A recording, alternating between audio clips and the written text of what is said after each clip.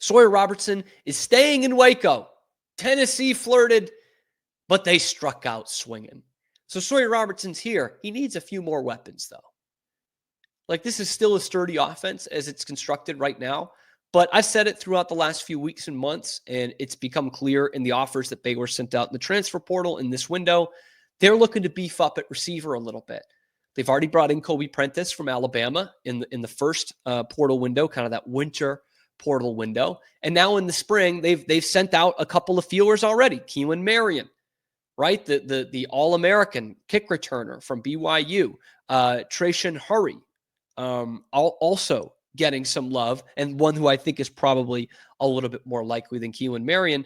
They've also sent out an offer, and I think should have an interest in another one of these two guys that I'm about to talk about that both have ties to the University of Utah. Let's start first with Zacharyus Williams. He enters the portal yesterday, so no official offer at the time of recording here, but this is a guy who is a big-time prospect for Utah, and one who, before the Utes fans get in the comments, the first story that comes up when you search his name has that, well, now it's the portal story, but the one before that has the headline of Zacharyus Williams emerging as wide receiver 1 for Utah football. So a guy who was showing a ton of promise in spring ball, he's now out there on the market. He's only going into his sophomore season, so he has plenty of term left. He played in 10 games this past year, really only had an impact in one, which was their final regular season game, which they actually won against UCF, one of their 5 wins there. 6 receptions for 72 yards in that game, 10 receptions on the year. Certainly a guy who is going to be a big part of a revamped Utes offense this year, and everyone and their dog in the state of Utah loves Devin Dampier, except for maybe the guy who was going to be his number 1 receiver. Anyway, he comes out of Junipero Serra High School, California, by the way. That's the alma mater of both Barry Bonds and the great Tom Brady. And he comes in as a guy with a ton of promise. And he's got the frame at 6'2", 190. He's still filling out his body. That sounds a lot like Hal Presley to me. And that's one of the few receivers that you need to replace if you're Baylor. So I'm seriously kicking the tires on Zacharyus Williams if I'm Dave Aranda, Jake Spavital, and the Baylor Bears.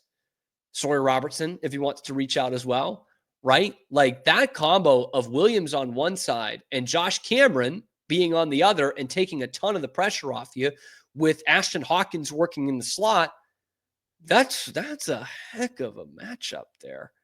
That's a great way to ease a kid into being into big time college football in a way. You know, not to say that he couldn't be number 1 at Utah this year. I don't know that, but here you come and you can be a big part of the offense without having to be the number 1 option. So there's something out there. By the way, he's got an older brother who plays at San Diego State whose name is New Zealand.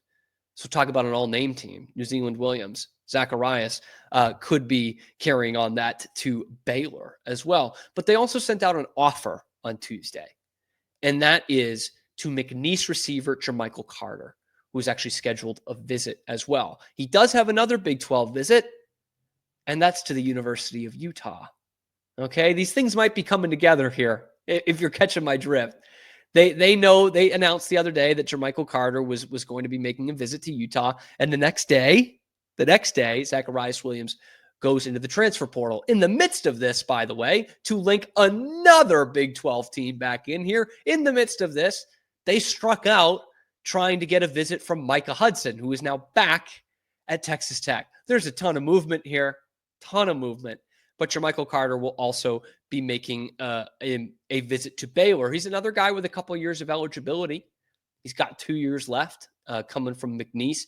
Bit more of a broad body, more of a Josh Cameron body. 6'4", 192, who comes in after a year at McNeese where, I mean, we saw McNeese play Tarleton early in the season. They weren't exactly lighting it up offensively. They didn't exactly have great pass throwers, I guess, to get Jer'Michael Carter the ball. But still, he caught 37 balls for 537 yards and 3 touchdowns on the year.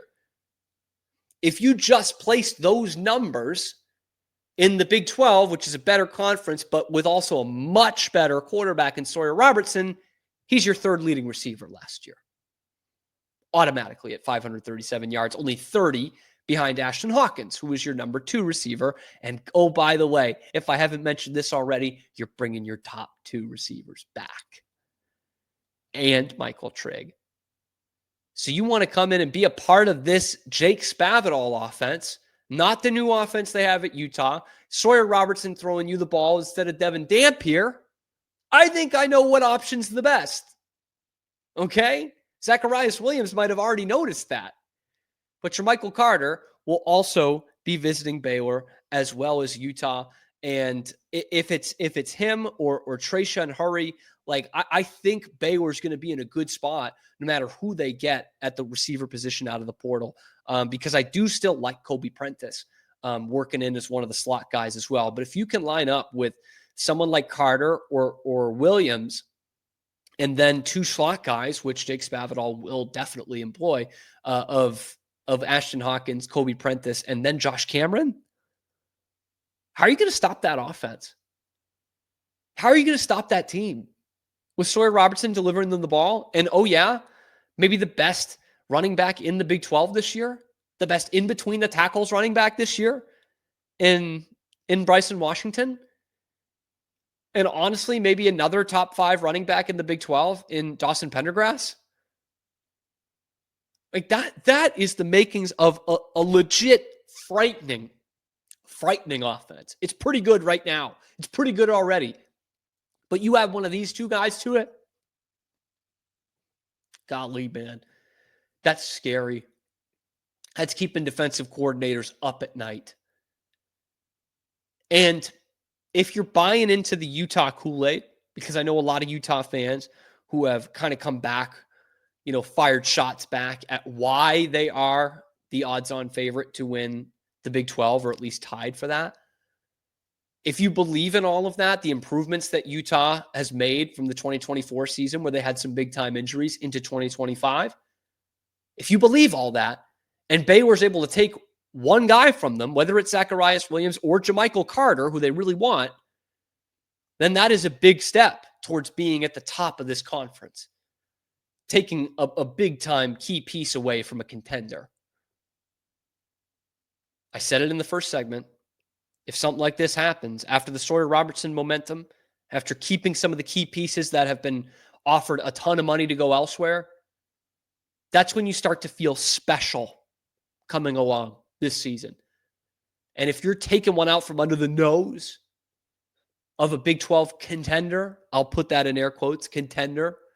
I feel weird calling them a contender after a 5-7 season, even with all the 1-score games. But if you're taking one out from under the nose of a contender in the Big 12, that makes this thing even better. Even better. Let me know what you guys think down in the comment section below. Who are you looking at in the transfer portal? Which one of these guys would you rather have here? Would it feel pretty sweet to take one from Utah? Let me know in the comment section below. Be sure to like the video, subscribe to the channel, ring that notification bell to get notified every time we are going live and dropping videos on YouTube or wherever you get your podcasts. We are on the march towards 4,000 subscribers, and we need your help, and we're getting your help every day. Keep that going. Find us on YouTube and, of course, wherever you get your podcasts.